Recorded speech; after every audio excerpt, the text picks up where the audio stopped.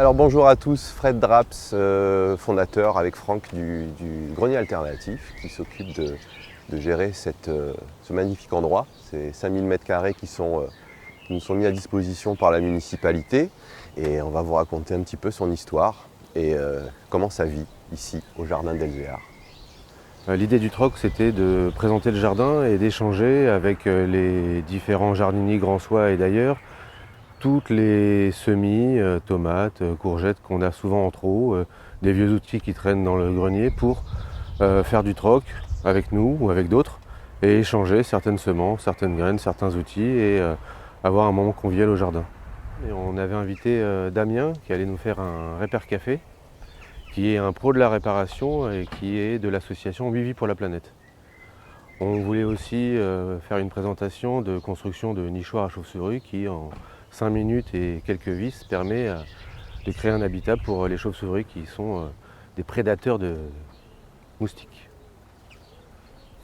Un des exemples du jardin partagé, c'est ce roncier. On est vraiment là dans la protection de la diversité. Ce roncier va apporter habitat et nourriture à toutes les espèces d'insectes et autres pendant l'hiver. Vous verrez que sur le jardin, on a différentes zones qu'on a voulu aménager selon les principes de la permaculture.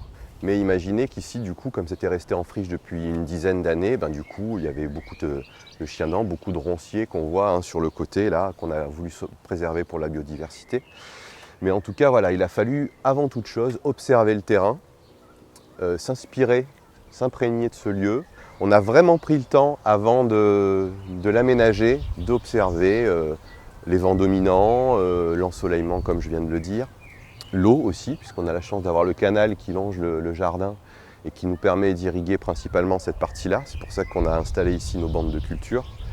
La partie là-bas est plus sèche, donc on y a privilégié aussi l'installation de plantes succulentes ou plantes aromatiques qui nécessitent moins d'eau. Notre petite cabane aussi dans laquelle on a notre documentation, nos outils. Et puis vers la haie de cyprès qu'on est en train d'aménager au fur et à mesure là où vous trouvez le barnum, et bien là c'est vraiment une zone où on se retrouve de convivialité, repas partagés, et puis qu'on exploite aussi beaucoup lorsqu'on met en place nos événements comme le troc jardin.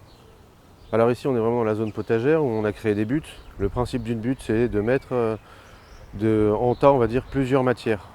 On a mis de la terre, on a mis de la matière végétale, soit de la matière fraîche, comme de la tonte de pelouse, soit du broyat, plus de la matière sèche, et on a laissé composter sur place.